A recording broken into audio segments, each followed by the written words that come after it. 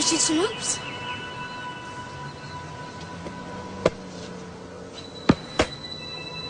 No, you don't have to be like that. Come on and play. Look, he likes you. Don't you have time for a little one-on-one? How long has it been since you played? Come on, you got the ball. Take a shot. No, my lady, not from there. It's out of bounds. Gotta be on the court to be in play.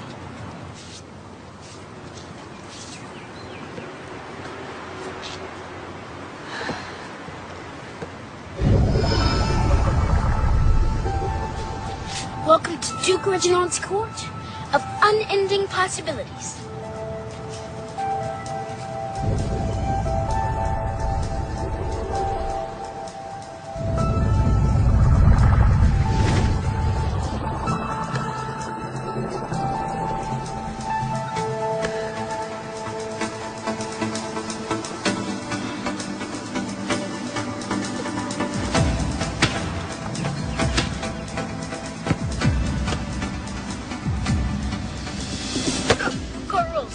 Gotta sink the last one.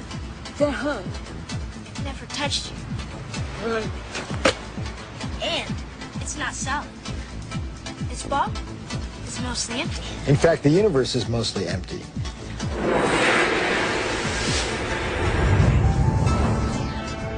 We like to think of space as empty and matter as solid.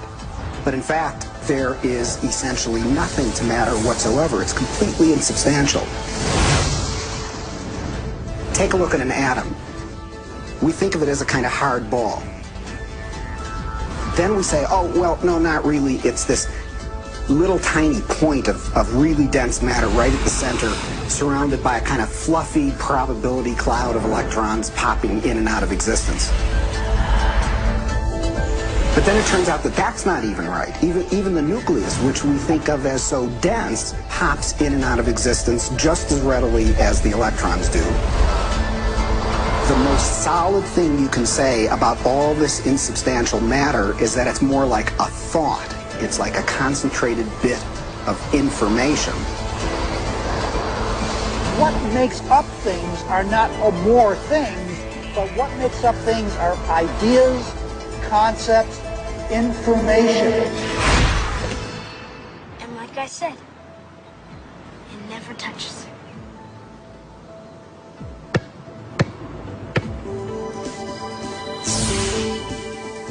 Those electrons build up a charge and push the other electrons away before they touch.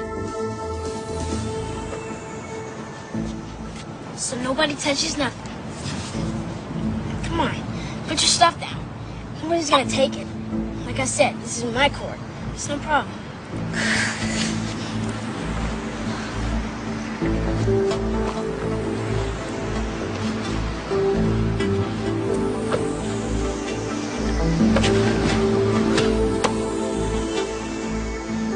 How long has it been?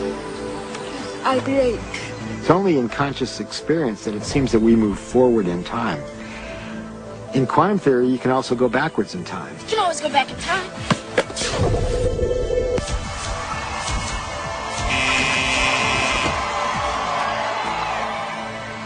What's the matter? Remember, it's empty. How do you know this shit?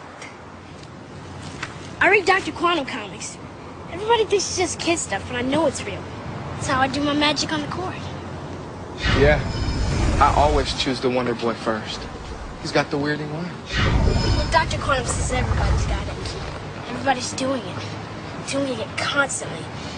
Each and every time you look. When you ain't looking, it's like a wave. When you are looking, it's like a particle. When you are not looking, there are waves of possibility. When you are looking, then there are particles of experience.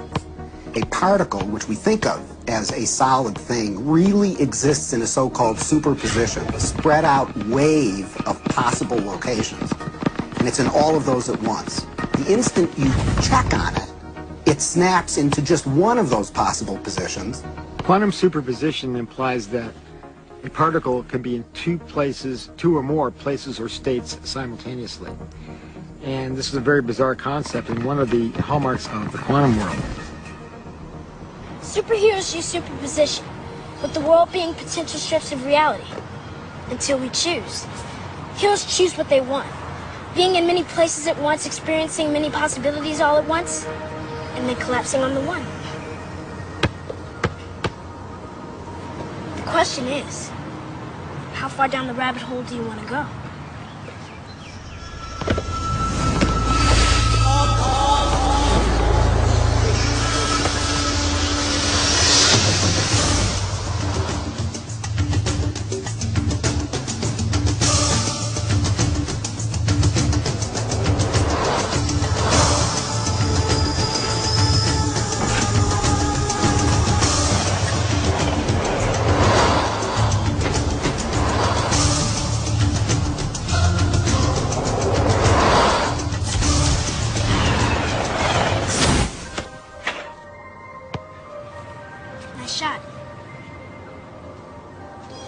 How can a system or an object be in two or more states at the same time? It's very easy. Instead of thinking of things as things, we all have a habit of thinking that everything around us is already a thing, existing without my input, without my choice. You have to banish that kind of thinking. Instead, you really have to recognize that even the material world around us, the chairs, the tables, the rooms, the carpet, camera included, all of these are nothing but possible movements of consciousness. And I'm choosing moment to moment out of those movements to bring my actual experience into manifestation.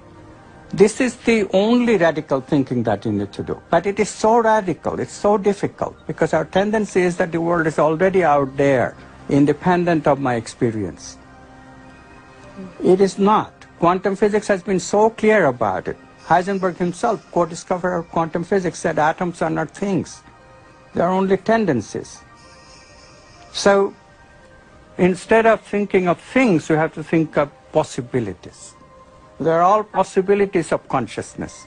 You now can see in numerous labs around the United States objects that are large enough to be seen by the naked eye, and they are in two places simultaneously. And you can actually take a photograph of that. Now, I suppose if you showed a photograph, they'd say, oh, great, here's this nice blob of colored light, and I see there's a, bit of it over here, and another bit of it. So you got a picture of two dots. What's the big deal?